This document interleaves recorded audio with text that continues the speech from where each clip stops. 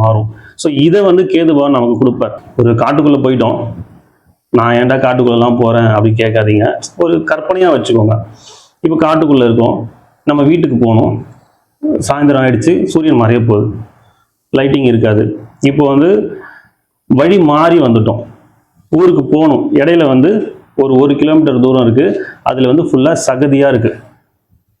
நம்ம வந்த வழி நல்ல வழி தான், ஆனால் திரும்ப போக முடியாது, இருட்டிடுச்சுன்னா நிறைய விலங்குகள் இருக்குது, எதுக்காக நம்ம இரையாகலாம். இது மாதிரி இருக்கிற நேரத்தில் அந்த சகதியில் இறங்கி போகணும்னா நமக்கு நிறைய விஷயங்கள் தடையாக இருக்கலாம்.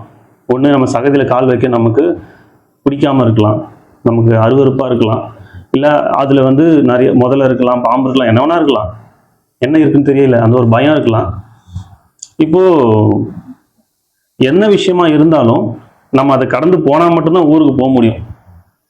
அப்போ அந்த 1 கிலோமீட்டர் தூரம் போகணும்னா அந்த 1 கிலோமீட்டர் நம்ம சகிச்சுக்கிட்டு தான் ஆகணும். அப்போ சகிச்சா மட்டும்தான் நம்ம உயிர் வாழ முடியும்.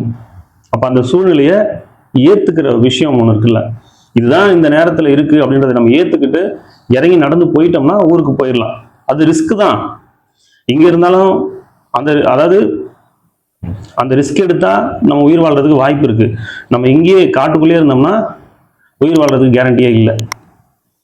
ஸோ இந்த நேரத்தில் நம்ம கட்டாயமாக செய்ய வேண்டிய சூழல் வருது இல்லை. இது மாதிரியான சூழலை நம்ம வாழ்க்கையில் நிறைய கொடுத்துக்கிட்டே இருப்பார் கேது பகவான். எதுக்காக அப்படின்னா, சூழ்நிலையை நம்ம ஏற்றுக்க பழகணும்.